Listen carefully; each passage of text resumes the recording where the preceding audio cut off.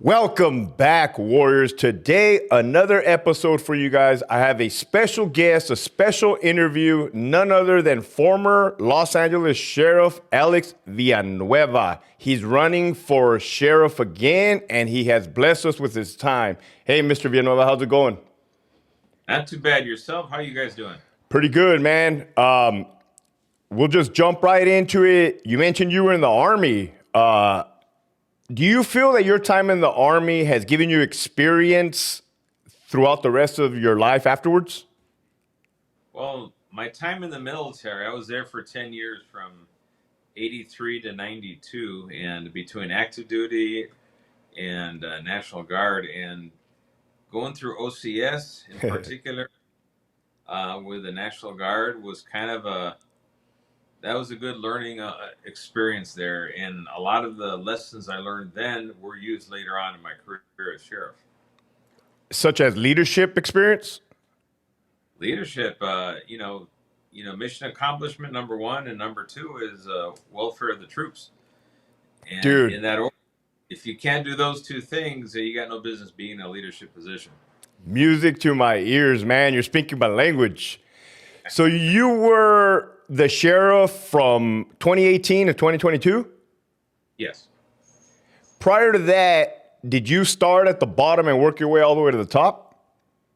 I started in 86 as Wow. a deputy, and I was promoted as sergeant in 2000, then lieutenant in 2011. And by then I'm swimming or climbing uphill because of political patronage. So I challenged the system. They told me, "Screw you, we don't need you." Right. And I said, "Well, I think the people of LA are going to think otherwise," and they turned out to be right. Would you agree it's less political at the bottom? Definitely, yeah. Between deputy sergeant rank, the first rank of supervision, it's all business. Once you get past lieutenant to the captain rank, then you got a lot of the basically the ladder climbers, the backstabbers, that whole crowd. Absolutely. For sure. Absolutely. With your experience, and not only are you a sheriff, but you see what's going on in the world. And during that time that you served as a sheriff, that was a real tough time in America with COVID. Do you see now that the American people their eyes are open compared to before? Well, I think they are. I'll tell you this: I picked probably the worst 4 years to become sheriff. I couldn't have planned it any worse than that, because every disaster that befell, man, I mean, you had the pandemic, you had civil unrest, you had the defunding craze, you had the board launching a campaign saying that all deputies are gang members. Correct. I mean, everything. And then you had the Kobe Bryant death, the Oh, helicopter, the Tiger Wood crash where he almost died, and you had the fires. You had so many things going on at once, and I'm surprised it didn't rain frogs or locusts right. like biblical times. And it was a trying time, but the department rose to the occasion. We met every challenge, held the department together, got the department fully staffed for the first time ever, and suffered through all the bouts of defunding. They took away $250 million from my budget Wow. and tried to pretend that they didn't do it, except we kept all the receipts, of course. Sounds about right. Mm-hmm. And so it was quite a time. During that tough period, because I know that had to be immensely stressful, what was driving you internally? What was motivating you to push through those difficulties? Well, I think the board of supervisors put basically a target on the back of every single deputy when they called them gang members. Correct. When they said, "Oh, you have to get the jab or we're going to fire you," and I pushed back against that. And everything they threw our way, I think department members rallied. They came together. They had a sense of purpose. And I did 104 town halls in 4 years. Wow. That was better than two every single month. Like, even through the pandemic, we were doing by Zoom, but we Wow. covered the entire county. So we were dealing directly with the community members and going back to the department and telling them, okay, this is what the community is concerned about. So there was a really tight relationship between the two. And all of a sudden, politicians didn't really matter. They weren't part of the equation. That drove them nuts because they were trying to say, oh my God, the community is outraged. This, that. No. Right. If they were, they would have told us directly to our face.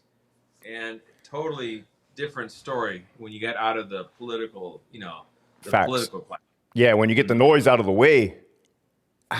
How important is transparency to you and for your department? Transparency is the pillars that sustain accountability and trust. You got to have both. And with transparency, my commitment to it was I got the body-worn cameras on every deputy working in the field. Right. You can't get more transparent than that. And with that, we lowered complaints from the public by 31% in the span of 1 year. We got them deployed by, I think, October of 2020.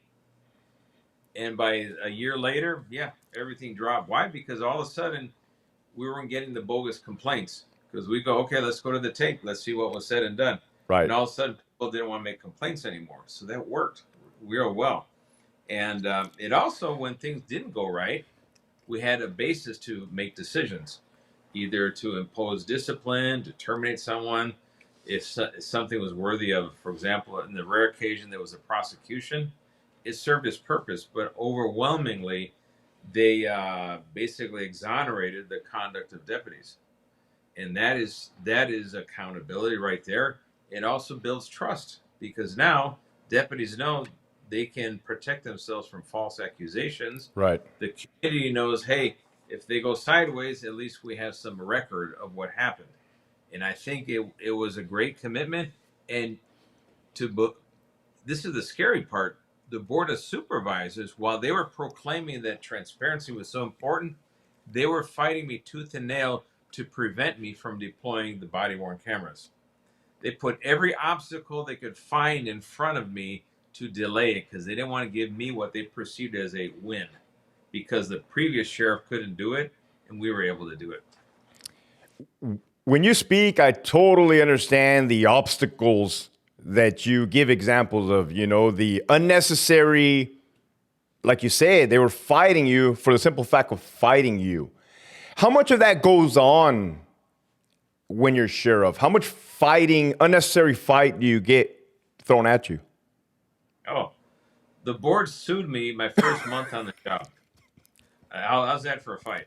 First month on the job, they hired a law firm to sue me. Okay.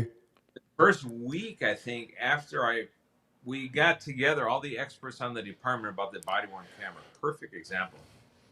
And I told them I think it was like on a Thursday. I got sworn in on a Monday in December of 18. Okay. That Thursday, first week, I told them I want to have all the experts. I want to have all the hardware. Let's figure this out. How can we make it faster, better, and cheaper so we can get it mounted or get it deployed? And they laid everything out. Here's our options. Okay, let's go with plan A, whatever it was. And we presented to the board. Mark Ridley Thomas, now convicted felon Mark Ridley Thomas, said that, we need to do a study to see if this is the right way to go. They had already had 4 studies on their hands, and they wanted a 5th. But in reality, all they wanted to do was add 6 months to the inevitable start of the process. And, of course, they paid one of their buddies a couple of $100,000 to do the study. That they already, that is corruption right there, 101. And then how to get to it, because it was a big contract. It was like, I think, 36 million or something like that. Yeah. There's a couple of ways to do one of these contracts. There's sole source, there's emergency ones, and you can piggyback off someone else who's done the same thing. LAPD already had a few years using the same system, so we could take their data and say, yeah, it works. These people, they're similar in size, are already doing it. Let's go do it. No. We had to go out and solicit from all the vendors in the universe so we could pick the top 3 and do all this big. Everything was to add more time, as much time as possible. Heck, if they could extend it beyond my entire time in office, they would have. Now let me ask you this, Sheriff. With all of that unnecessary headache, does that take away from you and your department actually fulfilling their duties and fulfilling public safety? It never prevented us from going out there and serving the community. In Okay. fact, right there, without knowing it, you hit the nail on the head. That is why politicians hate sheriff's department and sheriffs in particular. Why? Because we're elected. Our only boss is the people, and we can act directly on behalf of the people. We don't have to go through a committee. We don't have to ask someone to tell someone to do somebody else. None of that. There's no filtration layers between what the people want and what the sheriff can do.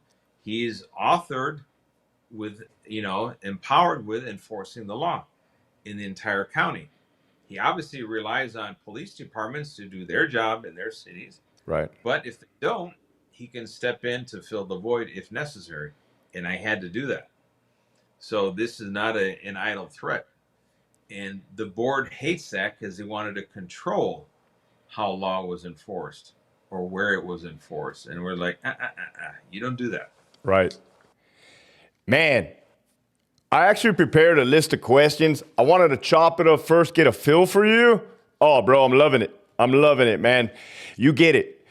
One of the first things I wanted to ask you is, and it's right on topic, what do you think is really behind California's shift towards soft on crime policies? Ignorance, ideology, or money? It's not ignorance, it's ideology and money. Throw the ignorance out. They know exactly what they're doing. Thank you. The ideology is that people who commit crime are actually victims of an oppressive, racist society. They're victims of systemic racism and all these oppression crap. And their job is to heal the people because they were harmed by society. So they need to be healed. Hence the care first, jail last mantra from the board of supervisors. That's one side of the coin. And so everything that the traditional criminal law enforcement or criminal justice system does harms people. Right. It harms people who are marginalized. All the buzzwords, all that crap, right? Correct. It's all bullshit. The whole thing is bullshit. Because the other side of that coin is we want to siphon away as much as we can from the criminal justice system and start shifting it towards our nonprofit buddies who are compadres, who basically we know their boards of directors and their CEOs and their workforce who's going to work hand in hand for us when it comes time to ballot harvesting, door knocking, phone banking, raising money, all that stuff. Oh, there's such an incestuous relationship between the nonprofit world that depends on this reforming of the criminal justice system. Oh, it's ripe. You look at every contract coming out of the state, out of the county, out of the city. Where does it go? To nonprofits. Yep. So traditional employees of state, county, or city that are law enforcement, they're starting to shrink. Probation department is almost gone. They've lost more than half of their entire workforce is gone because the board of supervisors did not want them to exist. However, they have a justice, care, and opportunities department. I kid you not, that's the name. Wow. George Orwell couldn't have come up with a better name than that. And he wrote 1984. Yep. They collect the money from the county and then they give it to a string of nonprofits. That's how the money is basically spread out there, all the goodwill. And in return, they support the people that are shoveling out the money. It's almost evil when you think about it, but you're correct. It is.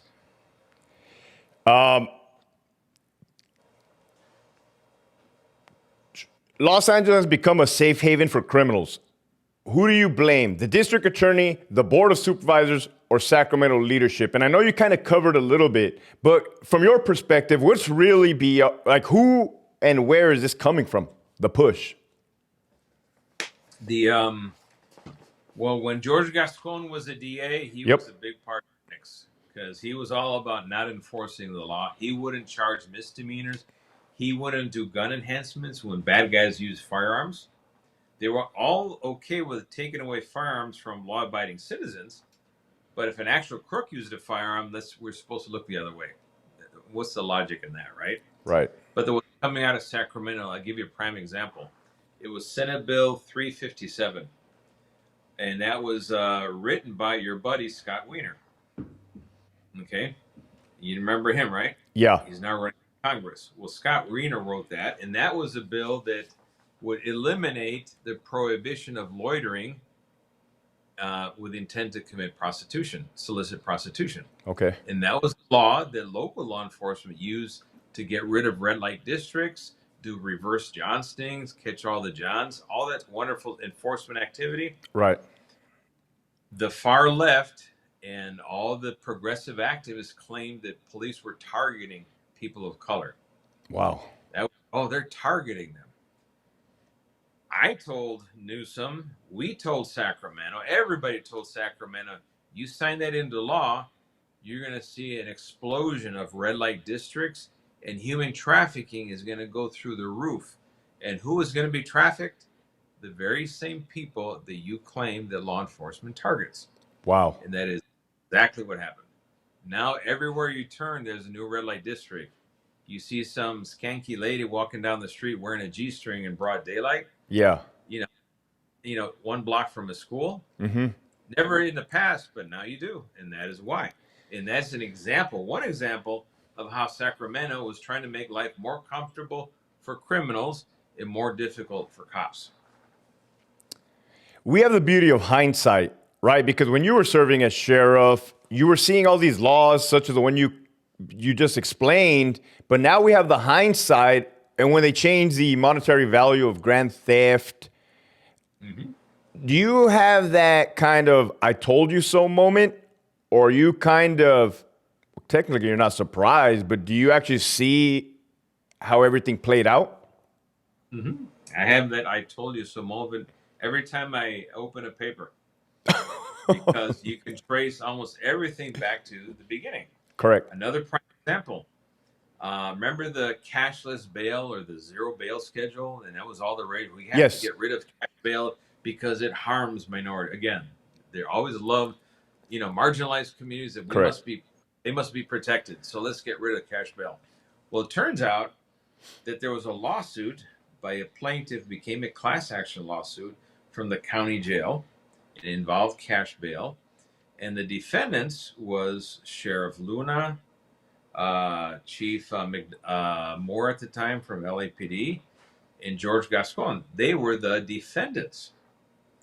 So that went to trial in August of 2023. I was out of office already. None of them showed up to testify on behalf of the cash bail system. No one showed up. Wow. The judge was astonished, like, is anybody gonna defend where we're at?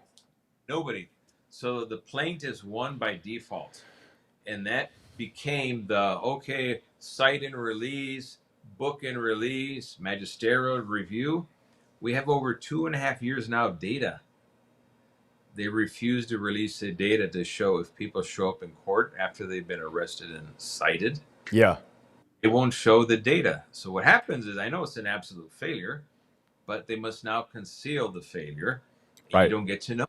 You're not supposed to know that it was a failure. Right. Just like response times in law enforcement, the sheriff's department, we measure response time scrupulously to see how well we were doing, and we send it to the Contract Cities Association. Look how we're doing response times. Now response times has doubled or tripled. It's gone to hell because there's a huge staffing crisis on the department. And guess what happened with response times? Let's not talk about response times anymore. Wow. And it's gone.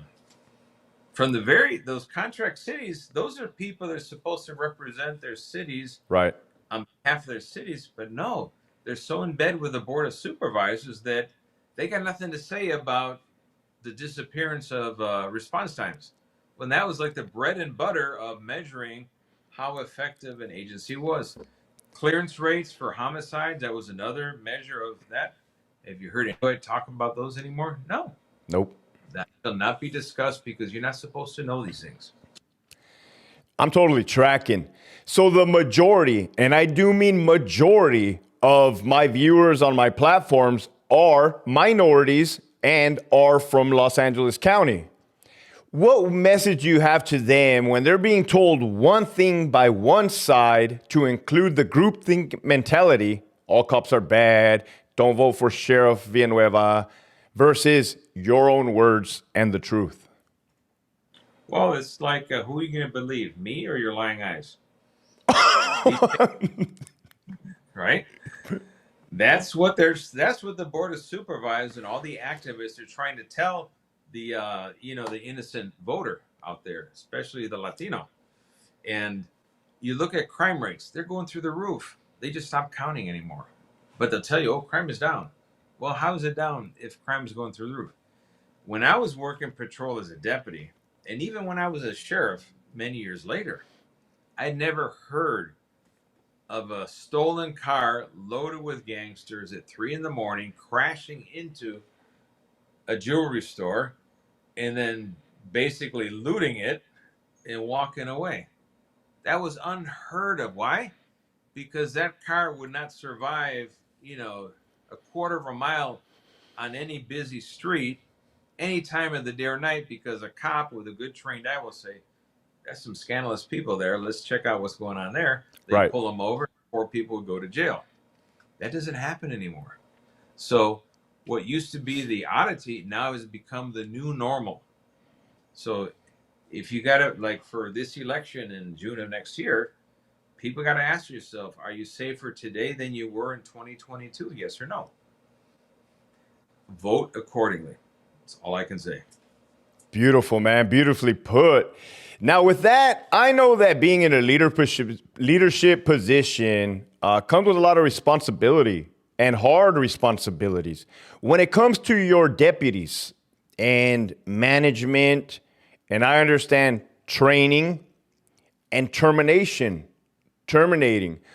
what is your stance on terminating employees that blatantly violate the law and or policies that meet that threshold?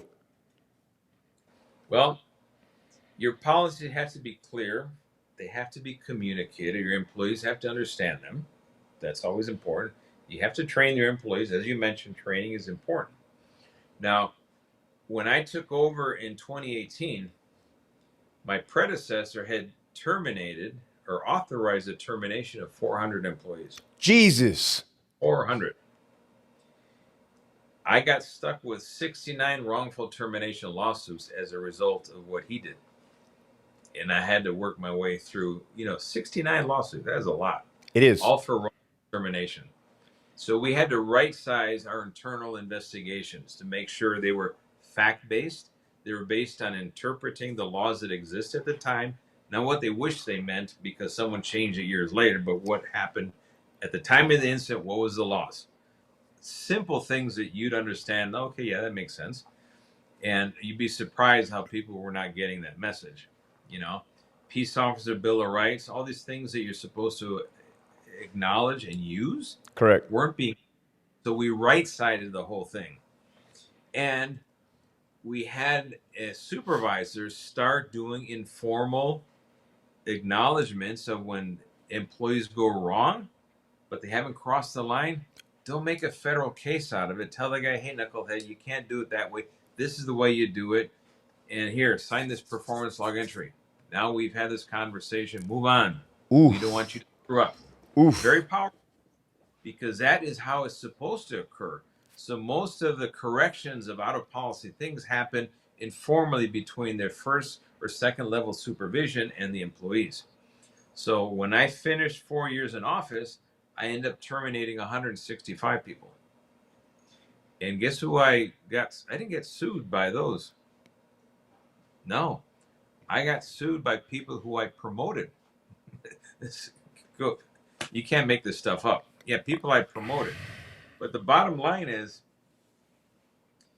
if you use a high standard, you maintain the high standard for everyone on the department, not a double standard like, oh, the brass gets one set of rules and the peons get another. No, everyone gets the same set of rules.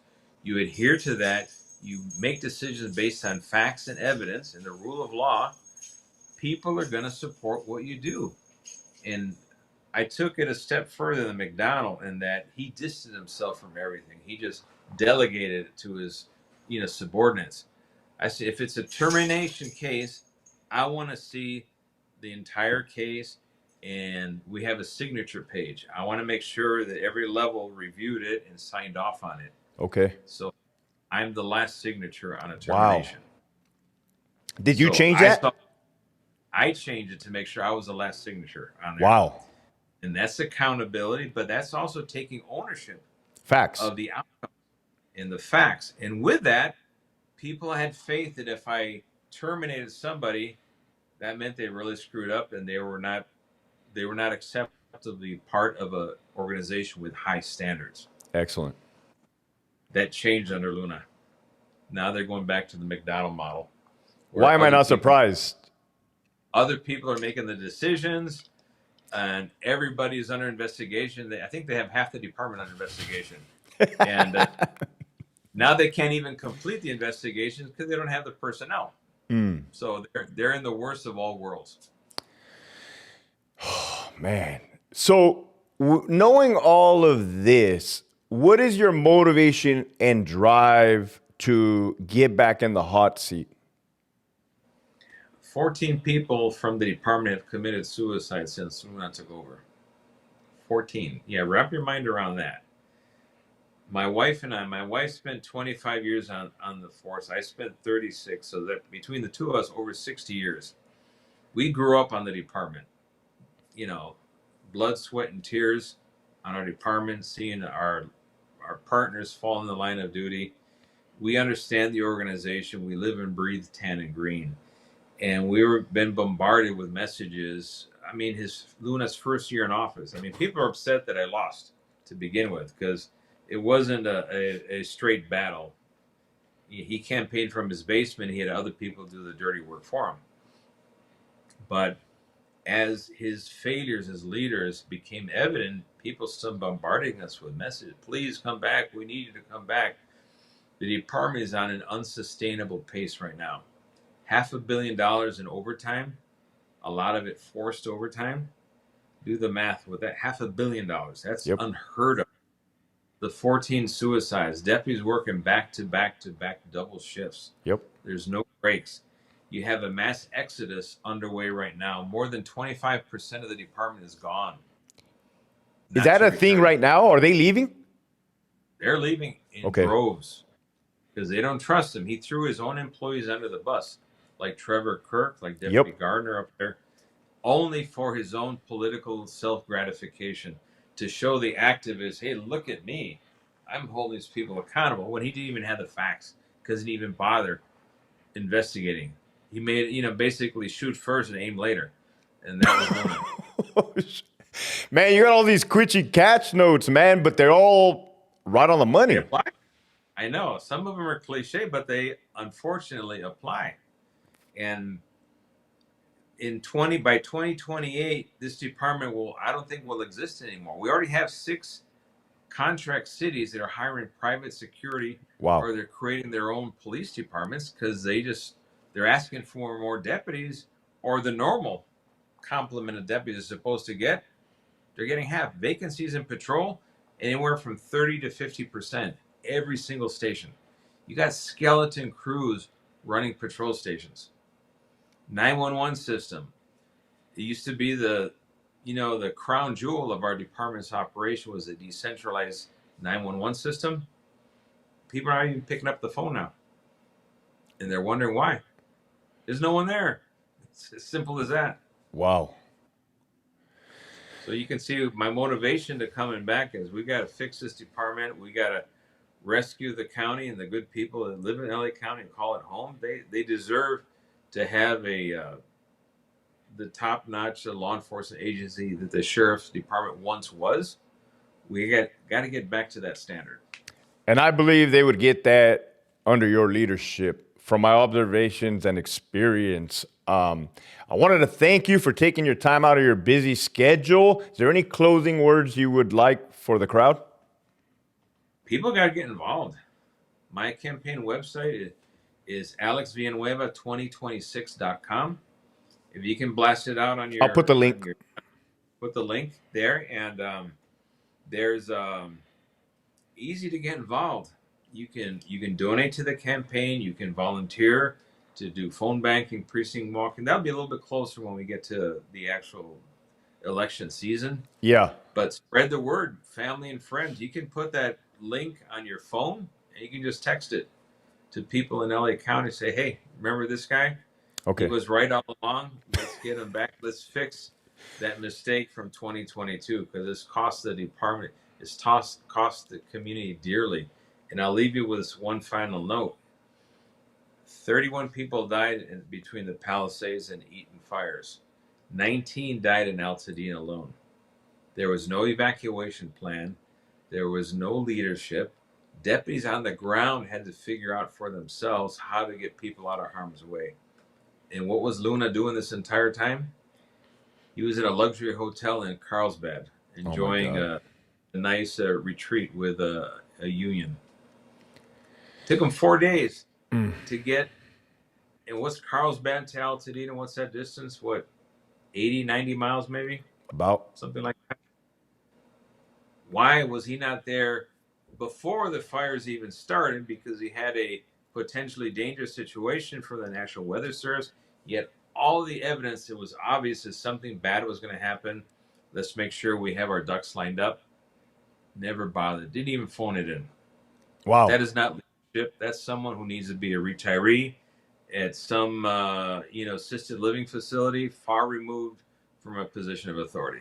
Absolutely. 100%. And I dig your leadership style. I think that is what is needed, not just in Los Angeles, but across the United States. So, Sheriff Villanueva, I want to thank you again for coming on the podcast. And for you viewers, if you like what you saw, make sure you hit that subscribe button. Love you. Keep pushing forward.